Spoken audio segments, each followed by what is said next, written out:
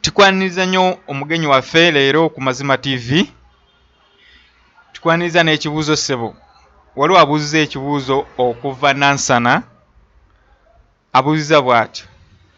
Agambye kitegeeza ki Yesu kye yagamba nti ekiseera oba essaawa erituuka abantu abasinza Katonda bajja kuba nga bamusinziza mu mwoyo ne mu mazima.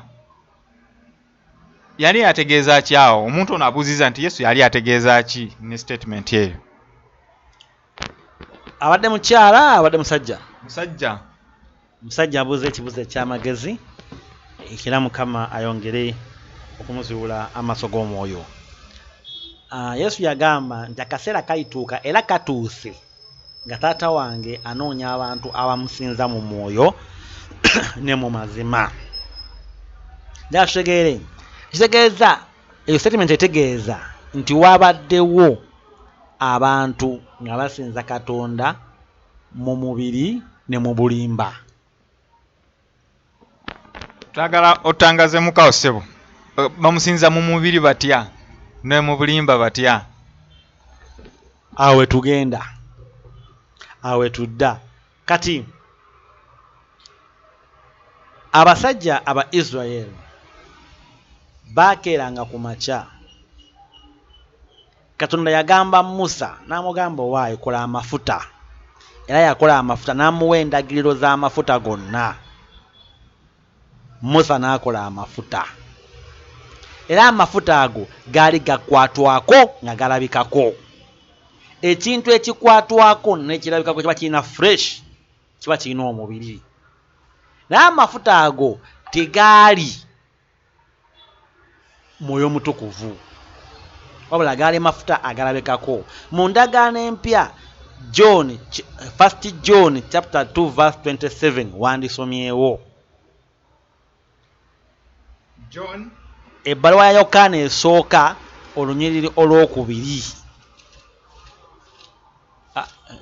Essula ey'okubiri n'olunyiriri olw'27. Chapter 2 verse 27 Yokaana ekisooka. Chapter 2 verse 27 egamba etya? Egamba bw'eti. But the anointing which you have received from him abides in you, and you do not need that anyone teach you. But as the same anointing teaches you concerning all things, and is true and is not a lie, and just as it has taught you, you will abide in him. Again n'agamba it is true and not a lie. Bw'amazima ate si bulimba. Ekitegeeza waliwo anointing abadde abeera ku bantu nga si wa mazima, nga bulimba. Era tulaba nti baakwatanga amafuta ne bagayiwa ku bantu, anointing oil ne bamuyiwa ku baki? Ku bantu. Amazima gali nti tegaali mazima, kubanga gaali mafuta Katonda mwakolera, wawula teyali mwoyo yennyini. Kati mu ndagaano empya ne batugamba mwoyo amafuta oba mwoyo mutukuvu oba the anointing abides in you. Akola ki? Akubeeramu. Kati omuntu ayagala okulaba y'omuntu asinza Katonda mu mubiri, ayagala okulaba eccupa y'amafuta agikwateko era ageesiige. Oyo omuntu ayagala okusinza Katonda mu mubiri. Naye kati Yesu atugamba Kitange anoonya abamusinza mu mwoyo ne mu mazima.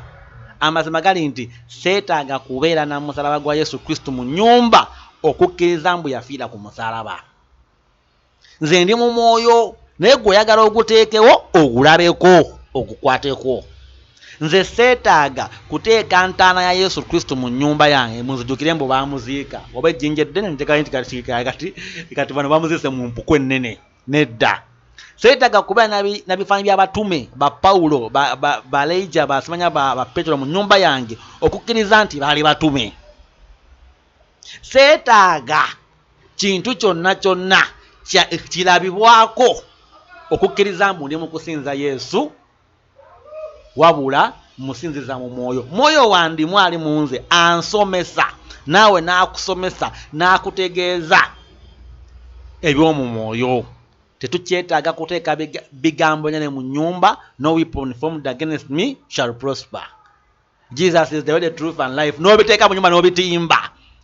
Nedda, buli kintu ekirabikako kya mubiri era kya bulimba. Kati Yesu atugamba kitange anoonya abamusinza mu mwoyo. Ategeeza ti time egenda kutuuka nga mwoyo omutukuvu yasomesa, yaluŋŋamya, era omuntu akkiriza mwoyo oyo amubeeremu amukozesa ebintu. Oba tuli ffenna kati kali ak'amazima. Titulaga muntu asinza Katonda, agambye kitange anoonya abamusinza mu mwoyo ne mu mazima. Omwoyo ogwo ye mwoyo mutukuvu. Nti kati gwe tosinza Katonda mu mwoyo omulala yenna ala mu mwoyo muki? Mutukuvu. Kakino wano wagamba amazima. Yesu Kristo ye kkubo bwe bulamu ge maki?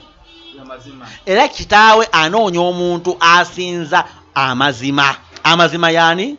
Ye Yesu. Anoonya omuntu asinza Yesu. Omuntu akulembeza Yesu. Omuntu akulembeza omwana. Omuntu atakulembeza musajja wa Katonda. Omuntu atakulembeza ekifo mu kifo kiri. Nedda, omuntu akulembeza Yesu, asinza Yesu.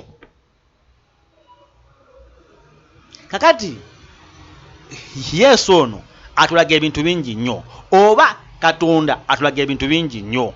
Yesu yagenda ku lusozi naye okola ki? Okufuna kye bayita transfiguration process. Alina we yagenda ku lusozi ng'agenza okusaba. Ne wajjawo Elijah, ne wajjawo naani? Ne Moses. Bonna we bajja abo, ono Petero n'agamba tuteekewo wano ebyoto bisatu. Aba akyabirowoozaako, Elijah n'abula ne Moses n'abula. Katonda n'agamba nti ono ye mwana wange omwagalwa, muwulirize ng'ani? Ono. Wabula temuwuliriza Elijah oba Moses. Wasigalawo omuntu ogwo, Yesu Kristo. Kati okusinza Katonda mu mwoyo ne mu mazima kitegeeza oluŋŋamizibwa mwoyo mutukuvu okutegeera amazima. Amazima ye Yesu. Ndowooza wennansana oyo tumuzeemu bulungi. Simanyi oba olina kyoyongerako. Kyekyo ndowooza owulidde, gwakubidde nansana, mwami bamuyita Stephen.